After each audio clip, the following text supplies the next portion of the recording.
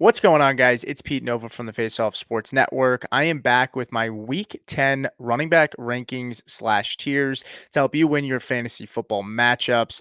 Let's just jump right into tier one. We have Saquon Barkley starting off this tier. He goes up against Dallas, who's 29th when it comes to points given up to the position. Then you have Bijan Robinson, who takes on the New Orleans Saints, 23rd when it comes to points given up to the position.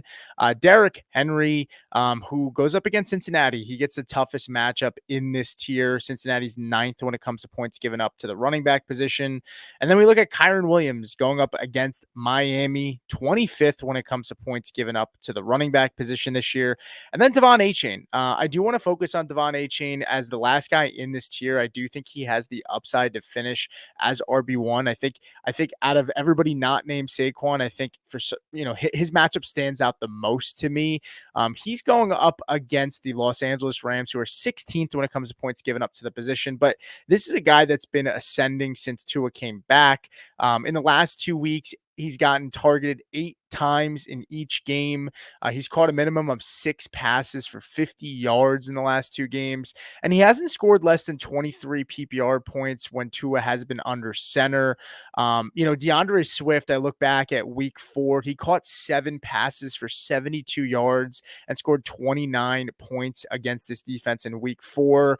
Not to say that they're completely the same running back, but, they're both very good when it comes to, catching the football, and both get a lot of volume there. And this is just a matchup where Swift was able to expose this defense in the passing game. I think there's a chance for Achane to do the same here. So he's a guy I'm really looking at in this tier as a possibility with that RB1 total upside. And then let's look here at tier 2. You have Alvin Kamara leading the charge here as my RB6. He takes on Atlanta, who's 13th when it comes to points allowed to the position. You have Jonathan Taylor as my RB7. Jonathan Taylor takes on Buffalo, who's 31st when it comes to points given up to the position. Brees Hall at 8. Brees Hall gets Arizona, 26th when it comes to points given up to the position. Jahmyr Gibbs gets Detroit. I'm sorry. Jahmyr Gibbs gets Houston, who is 3rd when it comes to points given up to the position. Joe Mixon gets Detroit. So both of these guys are playing each other.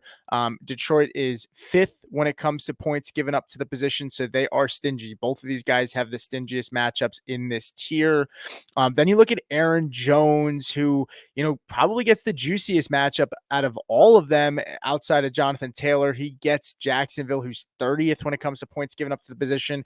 And then CMC, who is back. He closes out this tier. CMC, he gets Tampa Bay 28th when it comes to points given up to the position. And I'm not ready to put him up higher yet because I do want to see the workload for CMC, but he should be locked and loaded as an RB1 this week. I do want to focus on Jonathan Taylor, though.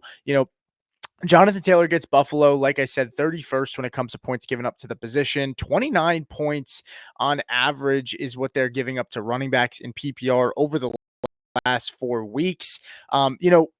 This Buffalo defense, they've given up 21 plus points or more in 5 games this season.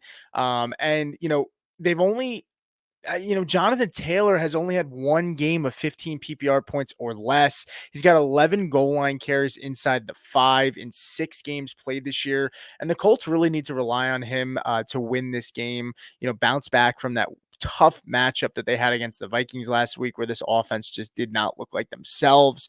So I expect Jonathan Taylor, if there's a guy in this tier that can push into tier 1, I think it's him. And then maybe, Aaron Jones and CMC, who are actually at the back end of this tier. I think, the 3 of them have that possibility and upside.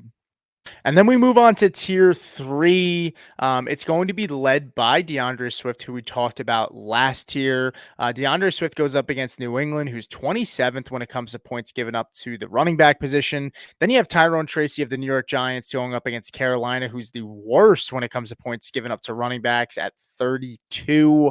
After that, it's followed by James Cook, who gets Indianapolis, who's 18th when it comes to points given up to running backs. David Montgomery right after at 16. going up against Houston, who's third when it comes to points surrendered to running backs. Then you get J.K. Dobbins here, who, would be my RB17.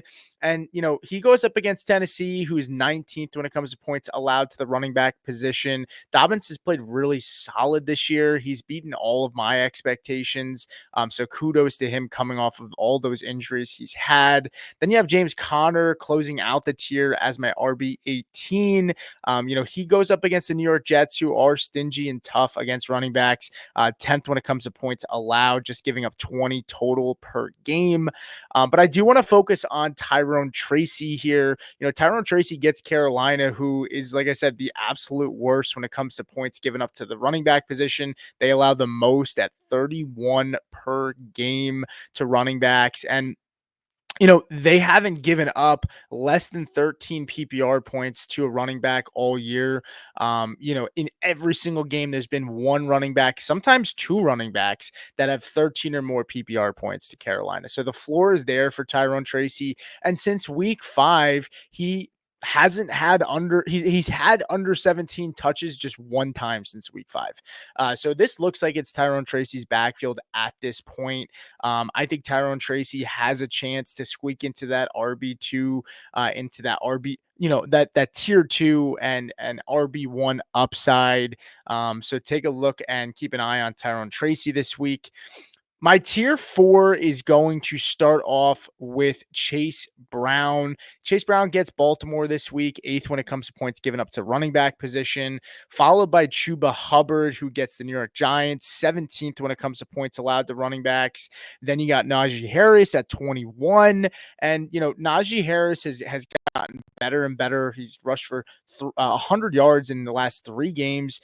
He gets Washington, who's 12th when it comes to running back, so a tougher matchup. That Washington defense is just getting better and better every single week. After that, it's followed with Ramondre Stevenson, who gets Chicago, 21st when it comes to points given up to the running back position. Then you got Tony Pollard here at 23. Tony Pollard gets the Los Angeles Chargers, who are second best when it comes to points given up to running backs. And then you close out the tier with Brian Robinson at 24, going up against Pittsburgh, who's 12th when it comes to points given up to the running back position. I do want to focus on Ramondre Stevenson in this tier. Ramondre Stevenson, did not have a great week last week. He did score a touchdown that kind of salvaged his day, but the workload has been there. I mean, he's got 47 and 50 snaps in the last 2 weeks.